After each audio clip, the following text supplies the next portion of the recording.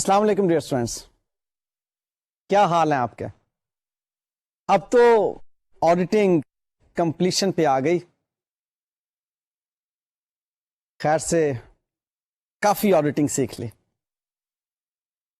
آج میں آپ کے ساتھ جو ٹاپک شیئر کرنے والا ہوں، یوں تو بڑی عجیب سی بات ہے کہ یہ ٹاپک میں بالکل اینڈ پر آ کے آپ کے ساتھ شیئر کر رہا ہوں۔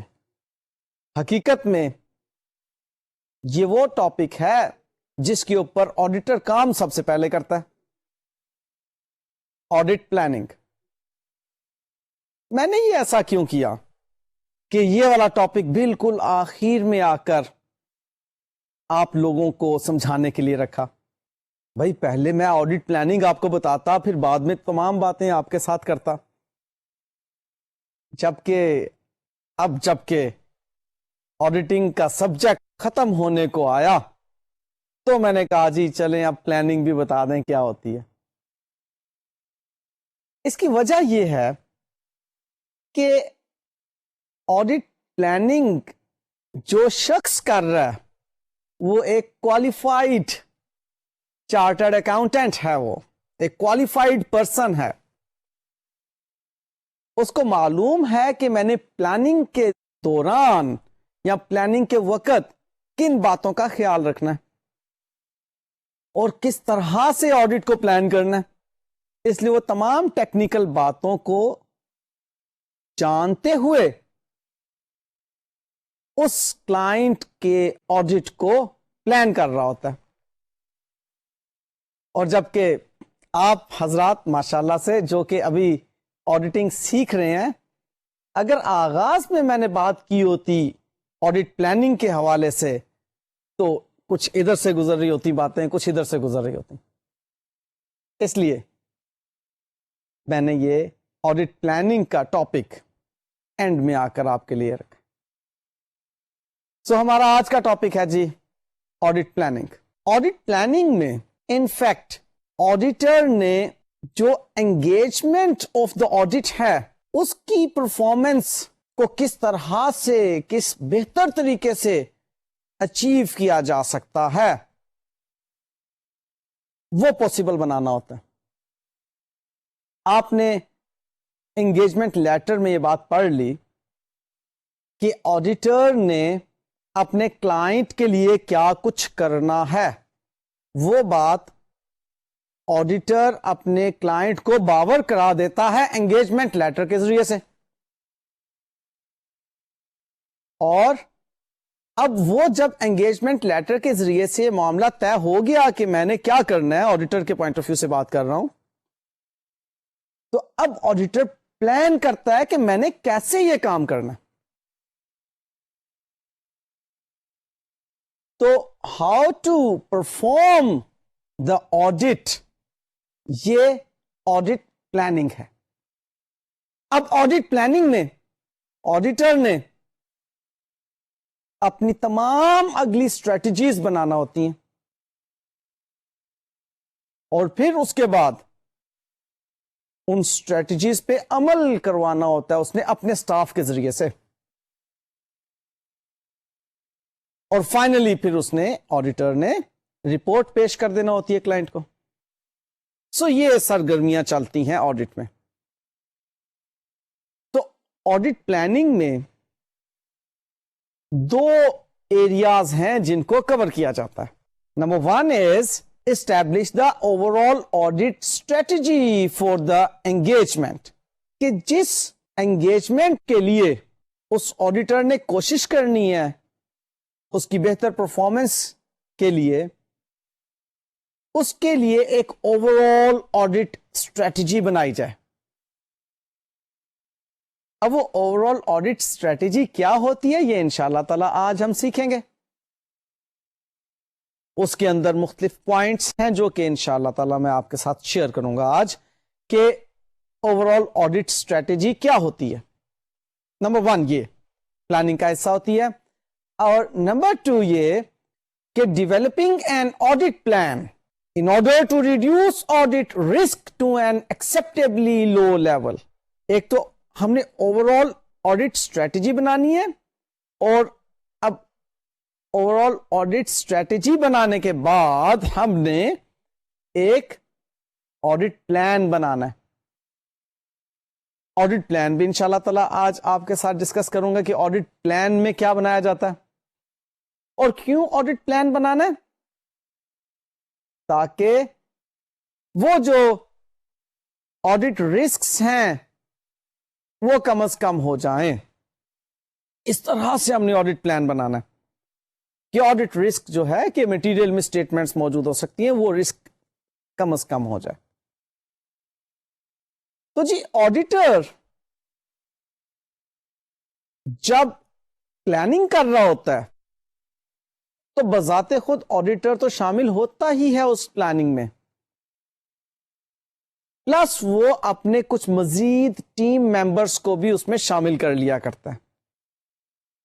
اب جب پلاننگ کرنے کی باری آ رہی ہے, جب اوور آل اسٹریٹجی اس نے بنانی ہے آڈٹ کی, اور جب اس نے آڈٹ پلان ڈیولپ کرنا ہے, تو وہ اپنے کچھ مزید ٹیم ممبرس کو بھی ساتھ بٹھا لیا کرتا ہے, ان کی ایکسپرٹیز جو ہوتی ہیں ان سے فائدہ اٹھاتا ہے. اب وہ اس کے ٹیم ممبرس کون سے ہوتے ہیں؟ فار ایگزامپل اس کی فرم میں موجود جو ایکسپرٹس ہیں ڈفرینٹ فیلڈز کے, جو اس کے اپنے مینیجرز ہیں, یا جو ایون اس کے پاس سینئر ٹرینیز ہیں, ان کو بٹھا لیا کرتا ہے کہ بھائی ہم نے پلاننگ کرنی ہے اس آڈٹ کلائنٹ کے لیے. تو وہ سب مل کر پھر پلاننگ کرتے ہیں. تو معلوم یہ ہوا کہ آڈٹ پلاننگ کس لیے کی جا رہی ہے کہ ہم نے اس آڈٹ انگیجمنٹ کو بہتر طریقے سے پرفارم کرنا ہے. اور آڈٹ پلاننگ میں دو باتیں موجود ہیں. Number 1 is over all audit strategy and number 2 is audit plan.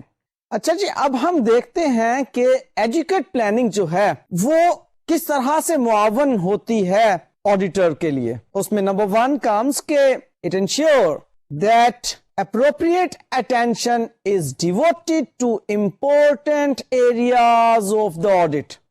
اب یہ important areas of the audit کیا ہیں جن کے بارے میں یہ ہمیں پلاننگ کے ذریعے سے معلوم ہو جاتا ہے کہ ان پر بھرپور قسم کی اٹینشن ریکوائرڈ ہے, یا پلاننگ میں یہ چیز موجود ہوتی ہے, اور پلاننگ کرنے سے ہمیں یہ فائدہ ملتا ہے کہ جو امپورٹنٹ ایریاز ہوتے ہیں ان پر بھرپور توجہ دی جا سکتی ہے.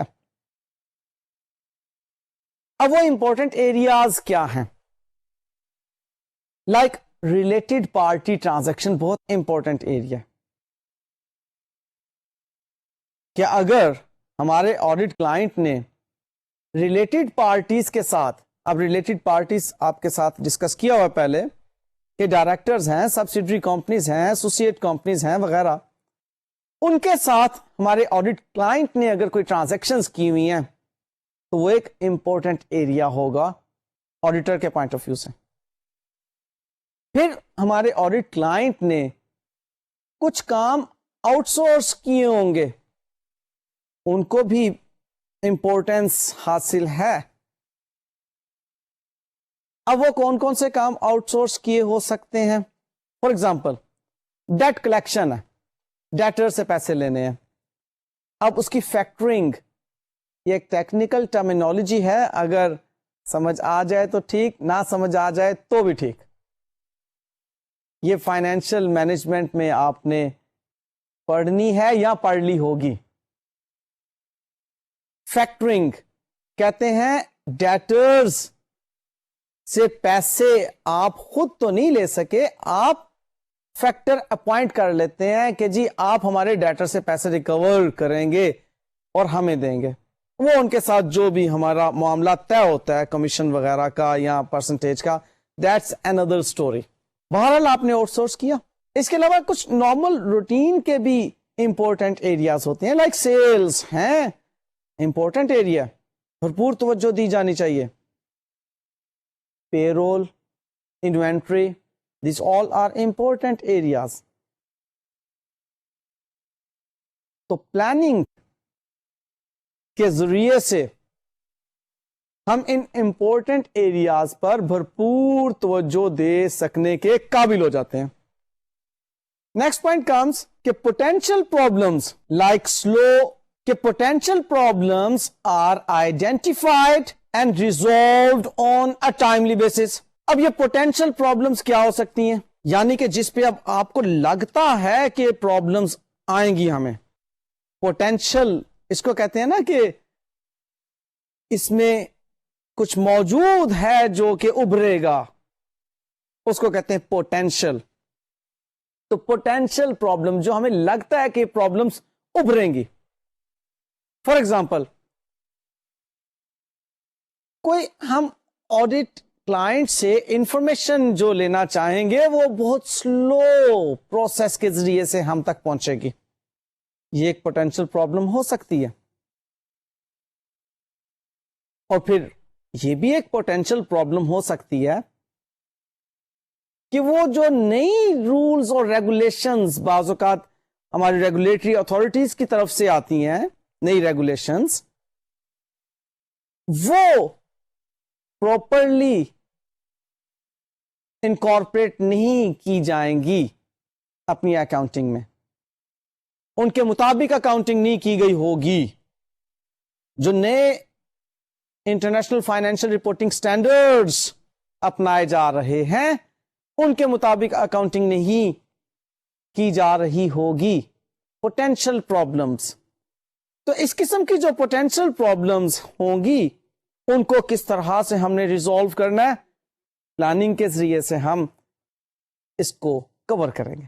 Next comes audit engagement is properly organised and managed. اب یہ بھی پلاننگ کے ذریعے سے ہم فائدہ حاصل کرتے ہیں. پلاننگ ہمیں اس ایریا میں بھی ہیلپ آؤٹ کرتی ہے کہ آڈیٹ انگیجمنٹ کے تحت ہم پر جو ذمہ داریاں عائد ہو رہی ہیں وہ ہم آڈیٹ کرنے کے پوائنٹ آف ویو سے پراپرلی مینج کر سکیں, آرگنائز کر سکیں, تاکہ ہمارا آڈیٹ جو ہے بڑا ایفیشینٹلی اور افیکٹولی پرفارم ہو.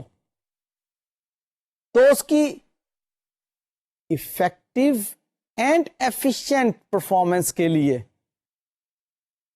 ہم پھر اپنے آڈیٹ انگیجمنٹس کو پراپرلی آرگنائز کرتے ہیں اور مینج کرتے ہیں اس پلاننگ کے ذریعے سے. اب نیکسٹ پوائنٹ کیا ہے جی کہ proper assignment of work to engagement team members. یہ بھی ایک بینیفٹ حاصل ہوتا ہے. آڈیٹ پلان ہمیں اس میں بھی ہیلپ کرتا ہے کہ انگیجمنٹ ٹیم ممبرس جو ہیں ان کو پراپر گائیڈنس پرووائڈ کی جا سکیں, پراپر انسٹرکشنز پرووائڈ کی جا سکیں کہ جی آپ نے کس طرح سے آڈیٹ پرفارم کرنا ہے, کن کن ایریاز پر آپ کی نظر ہونا چاہیے اور آپ کے کام کیا ہوں گے کرنے کے. آڈیٹ پلاننگ کی وجہ سے ہمیں یہ بینیفٹ ملتا ہے. Next facilitation of direction and supervision of engagement team members. اب انگیجمنٹ ٹیم ممبرس یعنی کہ وہ جو آڈیٹ کلائنٹ پر سٹاف گیا ہوا ہے آڈیٹ فرم کی طرف سے, اس کو ڈائریکشنز دینے میں بھی آڈیٹ پلاننگ خاصی حد تک فیسیلیٹیٹ کر رہی ہوتی ہے. اب یہ آڈیٹ پلاننگ ہمیں اس حوالے سے بھی ہیلپ کر رہا ہوتا ہے کہ جو ہم نے آڈیٹ سٹاف بھیجے اپنے کلائنٹ پر اس کو جو ڈائریکشنز دینی ہے, اس کو ہم نے جو انسٹرکشنز دینی ہے وہ بھی پلاننگ کے ذریعے سے ہمیں معلوم ہو جایا کرتی ہیں. سو یہ بھی ایک ایریا کور ہو جاتا ہے آڈیٹ پلاننگ کے ذریعے سے. Next comes coordination of work done by auditors of components and experts. اب پلاننگ کے ذریعے سے ہم یعنی کہ آڈیٹرز ایک اور ہیلپ حاصل کر رہے ہوتے ہیں کہ جو دوسرے کمپوننٹس کے آڈیٹرز ہیں, لائک میں نے لاسٹ لیکچر میں آپ کے ساتھ ڈسکس کیا تھا کمپوننٹ کو, وہ جو ہولڈنگ کمپنی اور سبسیڈری کمپنی کا ریلیشن شپ ہے, کمپوننٹ کا ریلیشن شپ ہے نا, تو جو سبسیڈری کمپنی کے آڈیٹرز اگر ڈفرینٹ ہیں تو ان کے ساتھ کوآرڈینیشن ہم نے لینی ہے کیسے. ایکسپرٹس اگر انوالوڈ ہیں تو ان کے ساتھ کس طرح کوآرڈینیٹ کرنا ہے, ایون انٹرنل آڈیٹرز کے ساتھ کس طرح کوآرڈینیٹ کرنا ہے. تو یہ ساری باتیں جو ہیں یہ ہم آڈٹ پلاننگ سے فائدہ حاصل کرتے ہیں ان تمام باتوں کو اچیو کرنے کا, ان تمام کاموں کو حاصل کرنے کا. اب یہ جو آڈٹ پلاننگ ہے انفیکٹ اس کی nature, timing and extent very کرتی ہے. اب اس کے ویری کرنے کی کیا وجوہات ہو سکتی ہیں؟ Like size and complexity of the anti, auditors previous experience with the entity, اور پھر changes in circumstances that occur during the audit engagement. اب یہ جو audit planning کی ایکٹیویٹیز فرق ہو سکتی ہیں ان کی وجوہات ہم نے ڈسکس کی کہ جی وہ جو آڈٹ کلائنٹ ہیں اگر ڈفرینٹ سائزز کے ہوں گے, ان کی کمپلیکسٹیز اگر ڈفرینٹ ہوں گی ان کے بزنس کی, تو وہاں پر ڈفرینٹ طریقے سے ہم پھر پلان کر رہے ہوں گے آڈٹ کو, یا ہمارا پریویس ایکسپیرئنس ہمیں کچھ گائیڈ کر رہا ہے تو پلاننگز ویری کریں گی اوور دا ایئرس. اور اگر ہمارے کرنٹ آڈٹ انگیجمنٹ کے دوران میں کوئی چینجز رونما ہوتی ہیں تو بھی ویری کرے گا ہماری آڈٹ پلاننگ. یعنی کہ ہم نے سال کے شروع میں تو پلاننگ کچھ اور کی تھی کرنے کی, لیکن دوران سال کچھ ایسی تبدیلیاں رونما ہوئیں کہ جس کی وجہ سے اب ہم سوچ رہے ہیں کہ وی شوڈ پلان ڈفرینٹلی. اچھا, پلاننگ کے بارے میں ایک بات ذہن میں رکھ لیجئے گا اچھی طرح سے کہ پلاننگ کوئی ایک دفعہ کر کے بس ختم نہیں کر دی ہم نے, کوئی ڈاکیومنٹ کلوز نہیں ہو جاتا, یہ ایک کنٹینیوئل پروسیس ہے پلاننگ. جیسے ہی ہم پچھلے سال کا آڈٹ کمپلیٹ کرتے ہیں اگلے سال کے آڈٹ کی پلاننگ شروع ہو جایا کرتی ہے. فالو کیا اس پوائنٹ کو؟ ایئر 1 کا آڈٹ ہم نے جب کمپلیٹ کیا تو اس وقت ابھی ایئر 2 کی اکاؤنٹنگ چل رہی تھی. اب ایئر 2 کی اکاؤنٹنگ تو پورا ایئر 2 جب ختم ہوگا تب وہ اکاؤنٹنگ اینڈ ہوگی, لیکن ہم ایئر 1 کا آڈٹ کمپلیٹ کرتے ہی ایئر 2 کے آڈٹ کی پلاننگ سٹارٹ کر دیا کرتے ہیں, اور پھر وہ کنٹینیوئل ہے, چلتی رہتی ہے until unless کہ ایئر 2 جو ہے اس کا آڈٹ کمپلیٹ نہ ہو جائے. فالو کیا؟ اب جیسے ایئر 2 کا آڈٹ کمپلیٹ ہوا اس کی پلاننگ وہاں پر جا کے پھر ختم ہوئی, اور ساتھ ایئر 3 کے آڈٹ کی پلاننگ سٹارٹ ہو گئی. سو ایئر 1 کا آڈٹ کمپلیٹ ہوا, ایئر 2 کی آڈٹ کی پلاننگ سٹارٹ کر دی, اور پھر ایئر 2 کا آڈٹ جب تک کمپلیٹ نہیں ہوتا اس کی پلاننگ چلتی رہتی ہے. یہ بات سمجھنے کی ہے. اچھا بھائی, اب موقع آ گیا کہ میں آپ کو وہ جو آڈٹ پلاننگ کی ایکٹیویٹیز ہیں ذرا ڈیٹیل سے بتا دوں. آپ کو یاد ہے نا 2 ایکٹیویٹیز ہم نے ابھی ڈسکس کی تھی آغاز میں. Number 1 over all audit strategies and number 2 audit plan. اب یہ اوور آل آڈٹ اسٹریٹجی کیا ہوتی ہے؟ سب سے پہلی بات ہم ان دونوں کو بالترتیب سیکھیں گے. اوور آل آڈٹ اسٹریٹجی جو آڈیٹر بناتا ہے اس آڈٹ کے لیے, اس میں انفیکٹ 2 باتیں ہوتی ہیں جو وہ کور کر رہا ہوتا ہے. ایک تو آڈیٹر جو یہ آڈٹ اسٹریٹجی بناتا ہے, this strategy sets the scope, timing and direction of the audit, اور دوسرا it guides the development of the more detailed audit plan. یعنی کہ اس آڈٹ کے scope, timing and directions, scope, timing and directions کے بارے میں ऑडिट स्ट्रेटजी बनाई जाती है कि स्कोप क्या होगा, कहां तक हमने इसको कवर करना होगा, टाइमिंग क्या होंगे, कौन कौन से काम किस किस वक्त सर अंजाम देना होंगे, और फिर डायरेक्शंस। और अहम बात क्या कि इस पर बेस करके, स्ट्रेटजी पर बेस करके फिर प्लानिंग, यानी कि जो ऑडिट प्लान है वो डेवलप किया जा रहा होता है। तो जनाब ये जो ऑडिट स्ट्रेटजी है, it involves number 1 determining the characteristics of the engagement, जो कि इसके स्कोप को डिफाइन करेंगे। एंगेजमेंट की जो कैरेक्टरिस्टिक्स है उनको डिफाइन कर रहा होता है, जिस पे बेस करके स्कोप जो होता है वो डिटर्मिन हो रहा है। अब लाइक किस तरह की रिपोर्ट पेश करनी है, अब उसमें वो क्लाइंट स्पेसिफिक, उससे मुतल्लक जो इंडस्ट्री है उसकी जो रेगुलेशंस होंगी उनको फॉलो किया जाएगा, ये स्ट्रेटजी बना रहा है।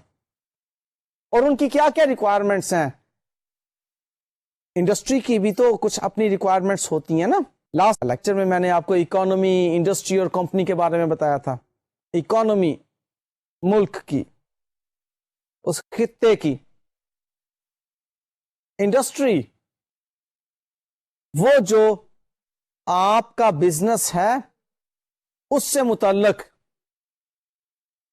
इंडस्ट्री, लाइक टेक्सटाइल इंडस्ट्री, उसमें एक वीविंग यूनिट आपकी कंपनी।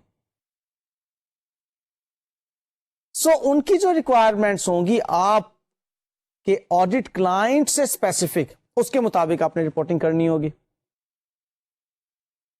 वो एस्टेब्लिश किया जाता है, number 1। Number 2, ascertaining the reporting objectives of the engagement। अब उस एंगेजमेंट से मुतल्लक हमने जो रिपोर्टिंग करनी है उनकी टाइमिंग क्या होंगी, डेडलाइंस क्या हैं, कब तक हमने वो रिपोर्ट पेश कर देनी है, उसकी एक्सटेंट क्या होंगी, इंटरिम भी करनी है या नहीं करनी, या सिर्फ फाइनल रिपोर्ट ही पेश करनी है, इसके बारे में भी स्ट्रेटजी जो है बनाई जाती है। Next comes considering the important factors that will determine the focus of the engagement team's efforts। अब वो जो engagement team है उसने जो काम करना है उसका काम कितना फोकस्ड होना चाहिए, उसके बारे में स्ट्रेटजीज बनाई जाएंगी। लाइक देखते हैं, number 1 determination of appropriate materiality levels, like preliminary identification of areas where there may be higher risks of material misstatements, like preliminary identification of material components and account balances। अब देखें हम materiality level को determine करने की बात कर रहे हैं, high risk areas की हम बात कर रहे हैं, तो यहां पर हमें strategies बनाना होंगी उनके बारे में कि उनको किस तरीके से हमने अपने एंगेजमेंट टीम, वो जो ऑडिट स्टाफ है, उसको किस तरह से गाइड करना है कि हाई रिस्क एरियाज पे कैसी आपकी कंसंट्रेशन होना चाहिए, और फिर किस एक्सटेंट तक आपने classes of transactions and different account balances को वेरीफाई करना होगा। मजीद इसमें evaluation of whether the auditor may plan to obtain evidence regarding the effectiveness of internal control and identification of recent significant entity specific industry financial reporting or other relevant developments। so ये वो तमाम बातें हैं जो कि overall audit strategy में मौजूद होती हैं। अच्छा, अब ओवरऑल ऑडिट स्ट्रेटजी रिसोर्सेज के हवाले से भी कुछ बातें उसमें मौजूद होती हैं। रिसोर्सेज ریسورسز کے بارے میں یاد رکھیے گا، ریسورسز فائنینشیل ریسورسز بھی ہوتے ہیں اور ریسورسز ہیومن ریسورسز بھی ہوتے ہیں. کئی شکلیں ہیں ریسورسز کی، ٹیکنیکل ریسورسز بھی ہوتے ہیں. سو ان ریسورسز کے بارے میں آڈیٹر اسٹریٹجی بناتا ہے کہ کس طرح سے ہم نے اس کو بہترین لیول پر آ کر یوز کرنا ہے. For example the resources to deploy for specific audit areas, کہ یہ ہیومن ریسورس کی بات ہو رہی ہے اب، کہ اب ہم نے ہائی رسک ایریاز پر جو زیادہ اسکلڈ ٹیم ممبرس ہوں گے ان کو بھیجیں گے، ان کو ہم کہیں گے، انہیں ڈپلوائے کریں گے کہ جناب یہ ہائی رسک ایریا جو ہیں ان کو آپ نے آڈٹ کرنا ہے، ان کے بارے میں آپ نے آڈٹ ایویڈنس تلاش کرنا ہے. اب ریسورسز کی پلاننگ بھی چل رہی ہے نا یہاں پر، یہ اسٹریٹجی چل رہی ہے. اور اس کے بعد the amount of resources to allocate to specific audit areas. For example کہ ہم نے کتنے ٹیم ممبرز انوینٹری کاؤنٹ کو آبزرو کرنے کے لیے بھیجنے ہیں. اب دیکھیں نا یہاں تک پلانڈ ہوتا ہے آڈیٹر ہر ایک چیز پر. یہ نہیں کہ اچھا یار چل 3 بندے چلے جاؤ بھائی، نہیں سر جی 3 تو نہیں اویلیبل، چل یار آبزرو بھی کرنا ہے نا، کوئی نہیں کسی اور کو بھیج دینا کہیں اور، یہاں پر 3 چلے جاؤ. اب وہ کہیں اور کی پلاننگ جو ہے وہ ادھر ڈسٹرب کر دی، یا یہاں پر چل یار 2 تو بھیجو یار. نہیں، پلانڈ ہو کے چلتا ہے آڈیٹر. باقاعدہ ایک اسٹریٹجی پہلے سے بنائی ہوئی ہے کہ ہم نے اپنے ریسورسز کو کس طرح سے یوٹیلائز کرنا ہے، پہلے سے ایک اسٹریٹجی بنا رہی ہے. ہائی رسک ایریا وہاں پر کس طرح کے ہمارے انگیجمنٹ ٹیم ممبرز جائیں گے، کتنے لوگ انوینٹری کاؤنٹ کو آبزرو کرنے کے لیے جائیں گے، اور پھر when to deploy these resources, یعنی کہ اب ان ریسورسز کی ڈپلوائمنٹ جو ہے کب کرنی ہے، کیا انٹرم ہے یا کٹ آف ڈیٹس پر ہے. کٹ آف ڈیٹ سمجھتے ہیں نا، اتنا تو یار جلدی نہیں بھولا کرتے، جو آپ کی بیلنس شیٹ ڈیٹس ہوتی ہیں. تو when to deploy these resources, اور how much resources are managed directed and supervised, یعنی کہ وہ جو انگیجمنٹ ٹیم ہے اس کی بریفنگ اور اس کی ڈی بریفنگ کا کیا وقت ہوگا، ان کو ریویو کب کیا جائے گا، یا کلائنٹ پر ہی ان کو ریویو کیا جائے گا یا کلائنٹ سے واپس آ لیں تب ان کا ریویو کیا جائے گا. سو یہ جو ہیومن ریسورس کی یوٹیلائزیشن ہے آڈیٹر اس پر اسٹریٹجی بنا رہا ہوتا ہے. سو ہم نے اسٹریٹجی میں دیکھا کہ اسٹریٹجی بیسیکلی کام کرنے کا طریقہ کار ڈیفائن کیا جاتا ہے اس کے اندر. اب کام کیا کرنا ہے وہ کس میں آتا ہے، آڈٹ پلان میں. تو اب ہم بات کرنے جا رہے ہیں آڈٹ پلان کی. اب ایک مرتبہ جب کہ overall audit strategy develop ہو چکی ہے تو آڈیٹر اب آڈٹ پلان بنانے جا رہا ہے. آڈٹ پلان کے بارے میں یہ بات یاد رکھیے گا کہ آڈٹ پلان بنایا جاتا ہے آڈٹ رسک کو ایکسپٹیبلی لو لیول تک ریڈیوس کرنے کے لیے. ایکسپٹیبلی لو لیول یعنی کہ اس لیول تک آپ آڈٹ رسک کو ریڈیوس کرنا چاہ رہے ہیں جہاں تک آپ کہیں گے کہ اوکے یہاں تک مجھے ایکسپٹیبل ہے، ٹالریبل ایرر کی جو بات ہم کیا کرتے ہیں. سو یہ آڈٹ پلان جو ہے، اب کہنے کو تو یہ بات ہے کہ G over all audit strategy کے بعد بنایا جا رہا ہے، لیکن یاد رکھیے گا پہلی بات تو یہ کہ آڈٹ پلان بڑا ڈیٹیلڈ ہوتا ہے، اور دوسری بات یہ کہ یہ کوئی سیکوینشل نہیں ہے کہ جی پہلے آڈٹ اسٹریٹجیز ڈیولپ کی جائیں گی، تب آڈٹ پلان بنائے جائیں گے، بلکہ یہ انٹر ریلیٹڈ ہیں. کئی مرتبہ تبدیلیاں ایسی رونما ہوتی ہیں اینٹی میں کہ جس کی وجہ سے آڈیٹر کو اسٹریٹجی تبدیل کرنا پڑتی ہے اور آڈٹ پلان بھی تبدیل کرنا پڑتے ہیں. سو ایسی بات نہیں ہے کہ جی اسٹریٹجی اور آڈٹ پلان سیکوینشل ہیں، بلکہ یہ ساتھ ساتھ بنائے جا رہے ہوتے ہیں، تبدیلیاں بھی ساتھ ساتھ ہو رہی ہوتی ہیں ان میں. اب یہ جو آڈٹ پلان بنائے جاتے ہیں، ان میں آڈٹ پروسیجرز کو انفیکٹ ڈیفائن کیا جاتا ہے. یہ وہ پروسیجرز ہیں جن کے ذریعے سے سفیشینٹ اپروپریٹ آڈٹ ایویڈنس حاصل کرنا ہوتا ہے، اور پھر ان سفیشینٹ اپروپریٹ آڈٹ ایویڈنس پر بیس کر کے کنکلوژن ڈرا کیا جاتا ہے، ایک ریزنیبل ایشورنس حاصل کی جاتی ہے جس پر کہ رپورٹ کی جاتی ہے.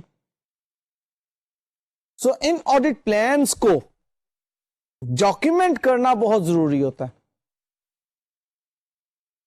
کیونکہ جب ہم ڈاکیومنٹ کر لیتے ہیں آڈٹ پلان کو تو یہ ہمارے پاس ایک ایویڈنس ہوتا ہے اس بات کا کہ آڈٹ پراپرلی پرفارم کیا گیا. سو آڈٹ پلان میں جو پروسیجرز موجود ہوتے ہیں یا آڈٹ پلان جن پروسیجرز کو کور کرتا ہے وہ تین طرح کے ہیں. Number 1, a description of the nature, timing and extent of planned risk assessment procedures that is sufficient to assess the risk of material misstatement. اب یہ رسک اسسمنٹ پروسیجرز کیا ہیں؟ ان فیکٹ یہاں پر آڈیٹر نے جو آڈٹ کلائنٹ کا knowledge حاصل کرنے کے دوران، اس کی اینٹی کا نالج حاصل کرنے کے دوران کچھ آئیڈینٹیفائی کیے ہوتے ہیں ایریاز، ان میں اس کو رسکس نظر آ رہے ہوتے ہیں مٹیریل مسٹیٹمنٹس کے. ان رسکس کو جاننا ہوتا ہے اور ان کو پھر آڈٹ پروسیجرز کے ذریعے سے پکڑنا ہوتا ہے. اب یہ ایسے رسکس ہوتے ہیں جن کو پھر پہچانا جاتا ہے، ایسے پروسیجرز اپنائے جاتے ہیں جن کے ذریعے سے ان کی شدت کو پہچانا جاتا ہے کہ یہ رسکس جو ہیں کس حد تک شدید ہیں مٹیریل مس اسٹیٹمنٹس ان فائنینشل اسٹیٹمنٹ کے اندر موجود ہونے کے لیے، اور کس حد تک یہ ہماری رپورٹ کو ڈسٹارٹ کریں گے، یا اس سے پہلے کس حد تک یہ financial statements of the audit client کو ڈسٹارٹ کریں گے. ان رسکس کو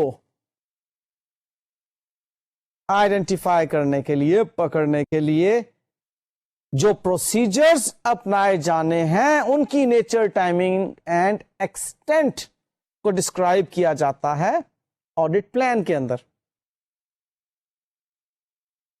لائک ٹائمنگ اینڈ ایکسٹینٹ تو بات کی بات ہے، نیچر اس کی کیا ہوتی ہے؟ ڈفرینٹ ایویلویشنز ہو رہی ہوتی ہیں اینالیٹیکل پروسیجرز کے ذریعے سے، ان رسکس کو پکڑا جا رہا ہوتا ہے، آئیڈینٹیفائی کیا جا رہا ہوتا ہے، ایسیس کیا جا رہا ہوتا ہے ان اے وے، اور آبزرویشنز کے ذریعے سے بھی ان کی اسیسمنٹ ہو رہی ہوتی ہے. تو رسک اسیسمنٹ پروسیجرز کو ڈسکرائب کیا جاتا ہے، ان کی نیچر، ٹائمنگ اینڈ ایکسٹینٹ کو ڈسکرائب کیا جاتا ہے تاکہ مٹیریل مس اسٹیٹمنٹ کے رسکس کو ہم منیمائز کر سکیں. دوسرا جو پروسیجر اس آڈٹ پلان کا حصہ ہوتا ہے وہ ہے a description of the nature, timing and extent of planned further audit procedures at the assertion level of each material class of transaction, account balances and disclosures. اب یہ ادر پروسیجرز کی بات آ گئی. اب اس میں آپ کو معلوم ہے کہ یہ سبسٹینٹیو پروسیجرز کی بات آ رہی ہے کہ material class of transactions, account balances and disclosures کے بارے میں اب ہم پروسیجرز اپنانے کی کوشش کر رہے ہیں یا اس کی بات کر رہے ہیں. ان کو ہم نے آڈٹ پلان کے اندر لکھ دینا. یہ کیوں کیے جاتے ہیں اس کے بارے میں آپ کو معلوم ہے کہ ہم نے انٹرنل کنٹرول پر کتنا ریلائے کرنا ہے. اس کے بارے میں فیصلہ کرنے کے بعد اب ہم کہتے ہیں کہ اوکے جی اب ہم یہ والے پروسیجرز بھی اپنائیں گے. ان پروسیجرز کے ذریعے سے بھی آڈٹ ایویڈنس حاصل کریں گے. اور پھر تیسرے درجے پر جو پروسیجرز ہیں وہ ادر پروسیجرز ہیں. These are required to carry out for the engagement in order to comply with international standards on auditing. For example entity کے لیگل ایڈوائزر سے ڈائریکٹلی انفارمیشن سیک کرنا، اس کے لیے کیا پروسیجرز ہوں گے.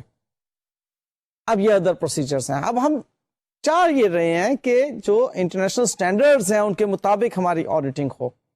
اب وہاں پر ہمیں بہت سے ادر پروسیجرز بھی اپنانے پڑ رہے ہیں.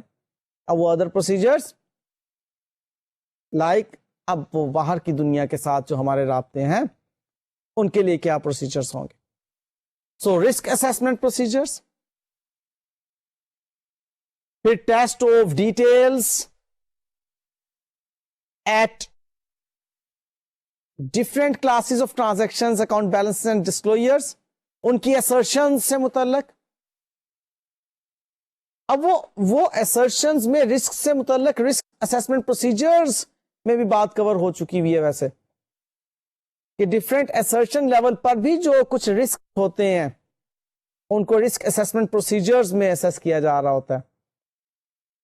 اور پھر یہاں پر ان کی ٹیسٹ آف ڈیٹیلز، ویریفیکیشن کی بات جو پہلے سے آپ سیکھ بھی چکے ہوئے ہیں اس کو دیکھا جا رہا ہوتا ہے. اور پھر ادر پروسیجرز. تو یہ تمام باتیں جو ہیں یہ آڈٹ پلان کا حصہ ہوتی ہیں. سو آپ آڈٹ پلان کے بارے میں یہ چیز ذہن میں رکھیں سیکھنے کے پوائنٹ آف ویو سے، ایک اسٹوڈنٹ ہونے کے ناطے، کہ آڈٹ پلان میں پروسیجرز ڈیفائن کیے جاتے ہیں کہ آڈٹ کن پروسیجرز کے ذریعے سے کیا جائے گا، یا یوں کہہ لیجئے کہ ہم سفیشینٹ اپروپریٹ آڈٹ ایویڈنس کن آڈٹ پروسیجرز کے ذریعے سے حاصل کریں گے سو دیٹ کہ آڈٹ رسک جو ہے وہ بہت منیمم ہو جائے، ایک ٹالریبل ایرر کے لیول پر آ جائے، اس کو کرٹیل کرنے کے لیے، ایکسپٹیبلی لو لیول پر لے کر آنے کے لیے. اب جی نیکسٹ بات یہ آتی ہے کہ during the course of audit اگر کوئی تبدیلیاں رونما ہوں تو پلاننگ ڈسیزن بھی تبدیل ہو جائیں گے. اب یہ ایک اہم مرحلہ کہ during the course of audit بعض اوقات ہمارے آڈٹ کلائنٹ کے بزنس میں کچھ تبدیلیاں رونما ہوتی ہیں. اب ان تبدیلیوں کے باعث کیا آڈٹ اسٹریٹجی جو بنائی گئی تھی اس میں کوئی تبدیلی رونما ہونی چاہیے، یا جو ہم نے آڈٹ پلان بنایا ہے کہ یہ پروسیجرز اپنائیں گے سفیشینٹ اپروپریٹ آڈٹ ایویڈنس حاصل کرنے کے لیے، کیا وہ پروسیجرز تبدیل ہونا چاہیے یا نہیں؟ تو جناب ہونا چاہیے. اب دیکھیں نا یہاں پر ہمیں اسٹریٹجی بھی آل ٹوگیدر تبدیل کرنا پڑے گی اور آڈٹ پلان بھی تبدیل کرنا پڑیں گے. ایک ایگزامپل دیتا ہوں. فار ایگزامپل میں کوئی بڑی تبدیلی کی بات نہیں کرتا، ایک کانٹراڈکشن کی بات کرتا ہوں کہ ہم نے ٹیسٹ آف کنٹرول کے ذریعے سے جو ایویڈنس حاصل کیے تھے ان ایویڈنسز کے اوپر بیس کر کے ہمارا کنکلوژن کچھ اور تھا. اب جب ہم ٹیسٹ آف ڈیٹیلز میں کہے تو ٹیسٹ آف ڈیٹیلز میں جانے پر ہمیں جو آڈٹ ایویڈنس ملے وہ آل ٹوگیدر کانٹراڈکٹنگ تھے ان ایویڈنسز سے جو evidences we obtained through the test of controls. اب بتائیے اس کا مطلب ہے کہ کنٹرولز ٹھیک نہیں ہے, ٹیسٹ آف ڈیٹیلز بتا رہی ہیں کہ اکاؤنٹ بیلنسز درست نہیں ہیں, کلاسز آف ٹرانزیکشنز درست نہیں ہیں, ڈسکلوجرز درست نہیں ہیں, ان کے لیول پر ڈفرینٹ assertions جو ہوئی ہیں ان کو جب ویریفائی کرنے کی بات آئی تو ان پہ ہمیں ٹھیک ایویڈنس نہیں ملے جناب. لہذا اب ہمیں آڈٹ پلان میں تبدیلی لانا ہوگی اور اپنے آڈٹ پروسیجرز کی نیچر, ٹائمنگ اینڈ ایکسٹینٹ کے ریفرنس میں کچھ پلان تبدیل کرنا ہوگا اور وہ ایکسٹینٹ بڑھانا پڑے گی. لہذا اگر کچھ تبدیلیاں رونما ہو رہی ہوں تو آڈٹ پلان تبدیل کر دیے جاتے ہیں. نیکسٹ ہم بات کریں گے ڈائریکشن, سپرویژن اینڈ ریویو کی. اب یہ ڈائریکشن, سپرویژن اینڈ ریویو کس کا؟ وہ جو آڈٹ انگیجمنٹ ٹیم ہے اس کا. یعنی کہ ہم ڈائریکشنز جب دے رہے ہوں گے انہیں تو وہ ایک سیٹ آف انسٹرکشنز ہوں گی, سیٹ آف انسٹرکشنز کے how to perform audit, how to perform different audit procedures, how to obtain sufficient appropriate audit evidence. یہ ڈائریکشنز, اور ان کو آپ جانتے ہیں کہ ہم آڈٹ پروگرام کہتے ہیں کہ آڈٹ پروگرام دیں گے ہم اپنے انگیجمنٹ ٹیم ممبرس کو,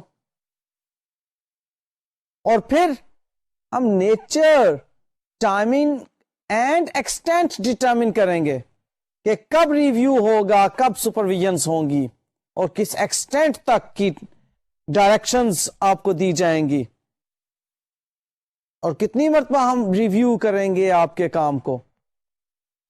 انفیکٹ یہ تمام جو نیچر, ٹائمنگ اینڈ ایکسٹینٹ کی باتیں ہیں اس ڈائریکشن, ریویو اینڈ سپرویژن کے ریفرنس میں, اس آڈٹ پروگرام کے ریفرنس میں, یہ ڈیپینڈ کرتی ہیں کچھ حقائق پر. For example size and complexity of the entity پر, ایریا آف دا آڈٹ پر, رسک آف مٹیریل مسٹیٹمنٹس پر, and the capabilities and competence of personnel performing the audit work, اس بات پر.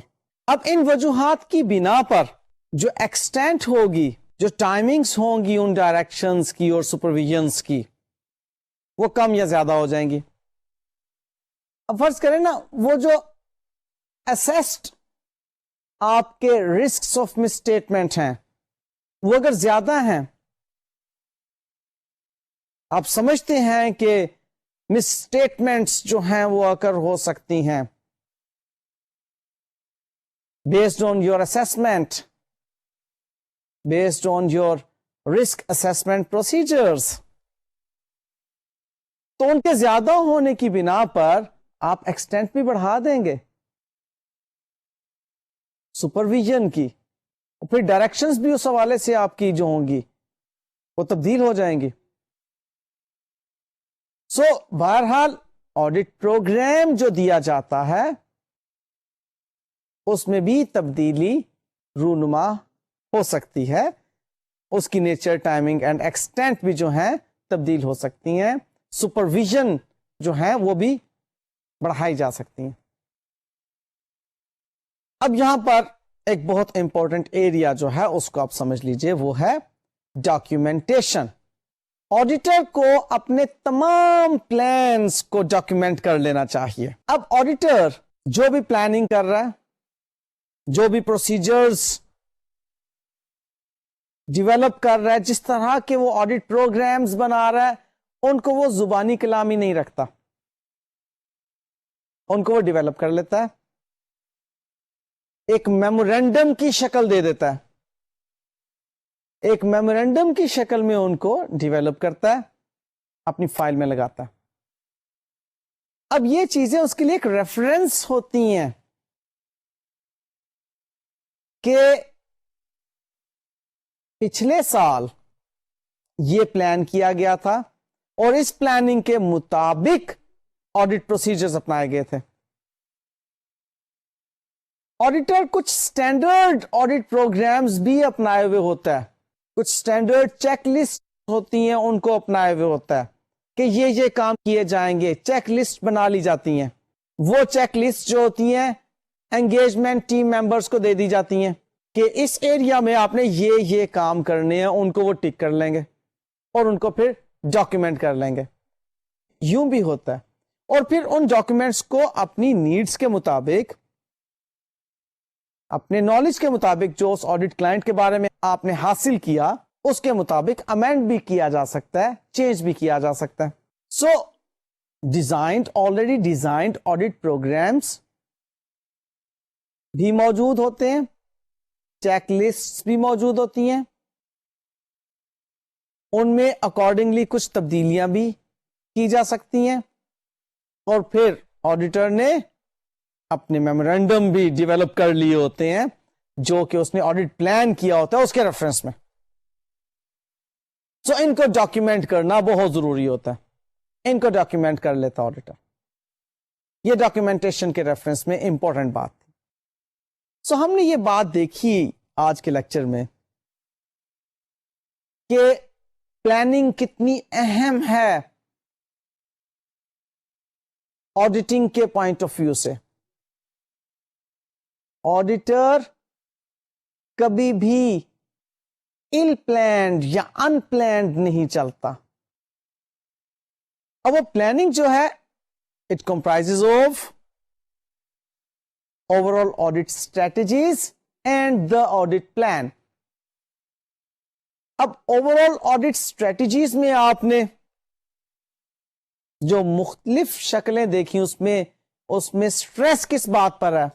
ریسورسز کی یوٹیلائزیشن پر, وہ بھی ہیومن ریسورس کی utilization پر. کیونکہ آڈیٹر خود تو نہیں پہنچا ہوتا اس جگہ پر, آڈیٹر نے تو کام لینا ہوتا ہے آڈٹ انگیجمنٹ ٹیم ممبر سے. لہذا وہ اسٹریٹجی بناتا ہے کہ کس کیلیبر کے ٹیم ممبر سے کیا کام لیا جائے گا, کس کو کس طرح سے یوٹیلائز کیا جائے گا. ہاں, اپنی سپرویژن جو ہے وہ رکھی جائے گی, اس کی ٹائمنگز ڈیفائن کی جاتی ہیں, اور پھر آڈٹ پلان ڈیولپ کیا جاتا ہے جس میں کہ پروسیجرز ایکسپلین کیے جاتے ہیں کہ جن پروسیجرز کے ذریعے سے سفیشینٹ اپروپریٹ آڈٹ ایویڈنس حاصل کیے جائیں گے, اور ان ایویڈنسز پر ایک ریزنیبل ایشورنس حاصل ہونے کے بعد رپورٹ کیا جائے گا آڈٹ کلائنٹ کو. اور یہ پروسیجرز بھی ہم نے دیکھے کہ 3 طرح کے آڈٹ پلان میں شامل کیے جاتے ہیں. رسک اسیسمنٹ پروسیجرز, پھر آڈٹ پروسیجرز جو ادروائز ہوتے ہیں جس میں آپ کے ٹیسٹ آف کنٹرولز اور ٹیسٹ آف ڈیٹیلز آ جاتی ہیں, اور ادر دین دیز پروسیجرز جن میں کہ آڈیٹر باہر کی دنیا کے ساتھ پھر رابطہ قائم کرتا ہے کچھ مزید نالج حاصل کرنے کے لیے, کچھ مزید ایویڈنسز حاصل کرنے کے لیے جو کہ سپورٹ کرتے ہیں اس کے کنکلوژن کو. اور پھر ہم نے آج کے لیکچر میں یہ بات بھی دیکھی کہ جو آڈٹ پلان ہے اس میں تبدیلی کی جا سکتی ہے, بلکہ تبدیلی کی جانی چاہیے, اور وہ تبدیلیاں جو ہوتی ہیں پھر آڈٹ اسٹریٹجی میں بھی ہوتی ہیں اور آڈٹ پلان میں بھی ہوتی ہیں تبدیلیاں. اور پھر جو بھی یہ تمام کام ہیں ان کو ڈاکیومنٹ کر لیا جاتا ہے ایک میمورینڈم کی شکل میں. سو یہ تھا جی ہمارا آج کا لیکچر. ابھی آڈٹ پلاننگ کے ریفرنس میں کچھ تھوڑی سی باتیں مزید رہ گئی ہیں, انشاءاللہ تعالی وہ نیکسٹ لیکچر میں کور کریں گے. تب تک کے لیے مجھے اجازت دیجیے گا. اللہ حافظ.